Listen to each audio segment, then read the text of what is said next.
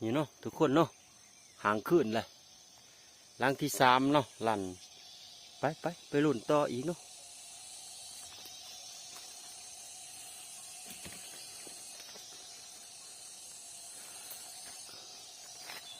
โอ้หลังที่4กับบอลันเด้อทุกคนยังคือเก่าเนาะนี่เนาะทุกคนบอลันโอ้หลังที่5ก็ยังคือเก่า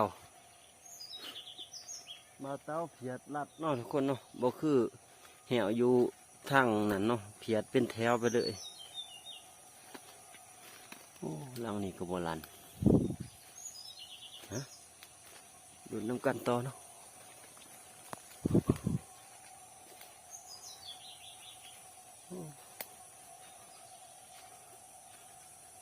เม็ดคือกันเนาะทุกคนเนาะหลังนี้ก็ไปอีก3-4หลังนี้ก็บอลันเนาะหลังนี้เนาะถือเห็นบางหันเนาะแล้วก็ขาดนี่เนาะเย็นมันมาปีนกกไม้ตัวนี้เนาะเห็นหอยเขาก็เลยมาหางใส่ไปดูต่ออีกหลังนี้ก็บอลันเนาะ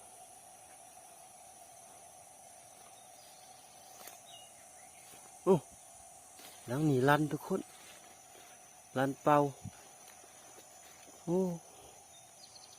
นี่เนาะโอ้หลังนั้นก็ลันอีกโอ้มีแต่ลันเป่าทุกคนเลย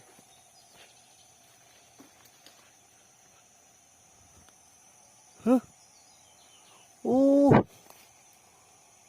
ทุกคนหลังนี้ถึกหนูหน่อยโอ้ได้แต่หางทุกคนเลย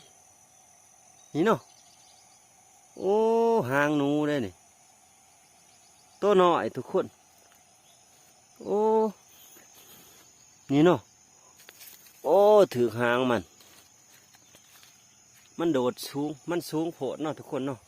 หนูตัวน้อยๆเนาะเบิ่งจากหางเลยนี่เนาะ ถือหางทุกคนเลยโอ้ย